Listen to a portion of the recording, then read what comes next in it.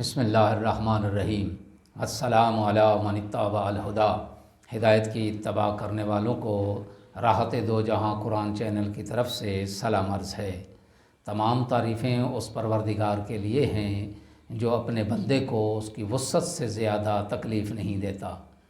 لاکھوں درود و سلام ہوں محمد و آل محمد پر۔ سامعین کرام صاحبان ایمان، ہمارے آج کے سبق کا موضوع ہے سورہ بقرہ کی آیت نمبر 184۔ تو آئیے پروردگار کے پاک نام سے اپنے سبق کا آغاز کرتے ہیں۔ بسم اللہ الرحمن الرحیم۔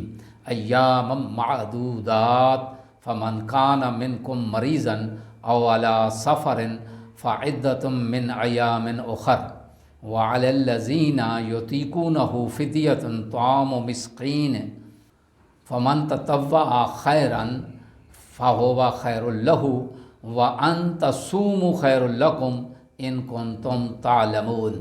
ترجمہ: یہ روزے گنتی کے چند دن ہیں، پھر اگر تم میں سے کوئی بیمار ہو یا سفر میں ہو تو دوسرے دنوں میں مقدار پوری کر لے، اور جو لوگ روزہ رکھنے میں مشقت محسوس کرتے ہیں وہ فدیہ دیں، جو کہ ایک مسکین کا کھانا ہے۔ بس جو اپنی خوشی سے نیکی کرے تو اس کے لیے بہتر ہے، اور اگر تم سمجھو تو روزہ رکھنا تمہارے لیے بہتر ہے۔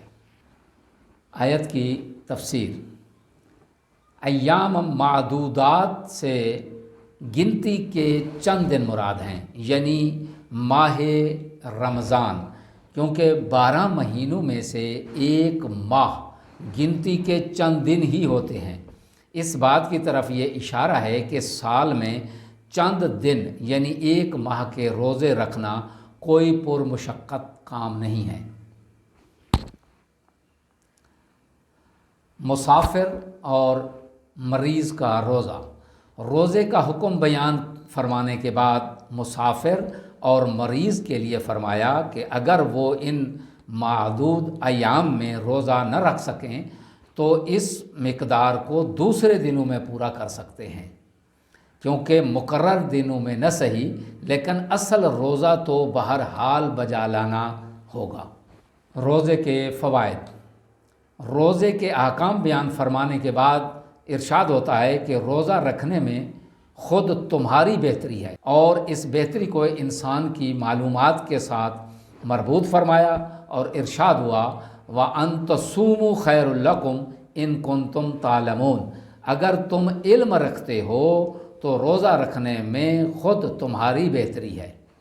جوں جوں انسان کا اپنے اور کائنات کے بارے میں معلومات کا دائرہ وسیع ہوتا جائے گا، روزے کے فوائد ان پر زیادہ سے زیادہ عیاں ہوتے جائیں گے، جیسا کہ پہلے کی نسبت آج کا انسان روزے کے طبعی اور نفسیاتی اور دیگر فوائد کو بہتر سمجھ سکتا ہے کہ روزے میں قوت ارادی کی تربیت ہوتی ہے، صبر و تحمل کی مشق ہوتی ہے، اور ایثار و قربانی کا درس ملتا ہے، اور روزہ خلوص اور محبت کا نمونہ ہے۔ اس آیت میں بیان ہونے والے اہم نکات دو ہی ہیں۔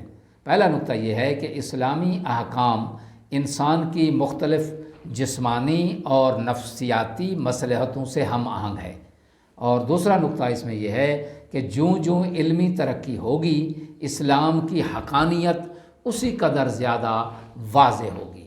دعا ہے کہ خداوند عالم ہمیں روزہ رکھنے کی توفیق عظیمہ عنایت فرمائے۔ سامعین سے گزارش ہے کہ احکام قرآن کو اپنے حلقہ احباب میں پھیلائیں۔ وآخر دعوانا ان الحمد للہ رب العالمین۔